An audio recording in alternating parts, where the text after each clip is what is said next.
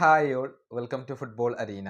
ഇന്ന് നടന്ന മത്സരത്തിൽ 2-നെതിരെ 6 ഗോളുകൾക്കാണ് ബ്രസീൽ പനാമയെ പരാജയപ്പെടുത്തിയത്.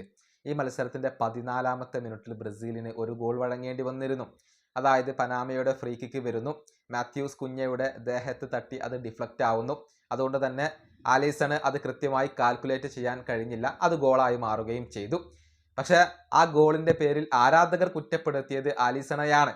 അതായത് ഗോൾ വഴങ്ങിയതോടുകൂടി ആലിസൺ ബക്കറിനെ ആരാധകർ കൂവി എന്നുള്ളതാണ് വസ്തുത. ബ്രസീലിലെ മാരക്കാന സ്റ്റേഡിയത്തിൽ 72,000-ഓളം ആരാധകർ ഉണ്ടായിരുന്നു. അതിൽ ഒരു ഭാഗം ആരാധകരാണ് ആലിസണെ കൂവിയത്. മത്സരശേഷം മാധ്യമങ്ങൾ ഇതേക്കുറിച്ച് ആലിസണിനോട് ചോദിച്ചു.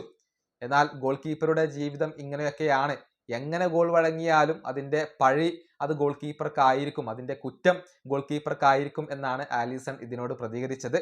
അദ്ദേഹത്തിന്റെ വാക്കുകൾ ഇങ്ങനെയാണ്: ഒരു ഗോൾ കീപ്പറുടെ ജീവിതം ഇങ്ങനെയൊക്കെയാണ്, അത് നിങ്ങളുടെ പിഴവ് അല്ലെങ്കിൽ കൂടിയും കുറ്റക്കാരൻ നിങ്ങളായിരിക്കും.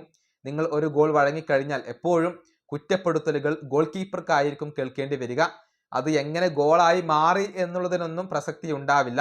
ഒരു ഗോൾ കീപ്പറുടെ മുഴുവൻ കരിയറും ഇങ്ങനെ തന്നെയായിരിക്കും. ഇതാണ് ആലിസൺ പറഞ്ഞത്. അതായത് തങ്ങളുടെ പിഴവുകൾ അല്ലാതിരുന്നാൽ കൂടി ഗോൾ കീപ്പർക്ക് ഈ ഒരു കുറ്റപ്പെടുത്തലുകൾ കേൾക്കേണ്ടി വരും, ഗോളുകൾ വഴങ്ങുന്നതിന്റെ പേരിൽ കുറ്റപ്പെടുത്തലുകൾ കേൾക്കേണ്ടി വരും എന്നാണ് ആലിസൺ പറഞ്ഞിട്ടുള്ളത്. ആ ഗോൾ വഴങ്ങിയതിൽ ആലിസണിനെ കുറ്റം പറയാൻ നമുക്ക് കഴിയില്ല, കാരണം അതൊരു ഡിഫ്ലക്റ്റഡ് ബോൾ ആയിരുന്നു എന്നുള്ളതാണ്. അതേസമയം രണ്ടാം പകുതിയിൽ എഡേഴ്സൺ ഒരു ഗോൾ വഴങ്ങിയിരുന്നു, അതിൽ എഡേഴ്സണെയും കുറ്റം പറയാൻ കഴിയില്ല, കാരണം അത്രയേറെ മികച്ച ഒരു ലോങ് റേഞ്ച് ഷോട്ടായിരുന്നു പനാമയുടെ താരം ഉതിർത്തിരുന്നത്. ഈ വീഡിയോ അവസാനിപ്പിക്കുന്നു. അടുത്തൊരു വീഡിയോ കാണാം.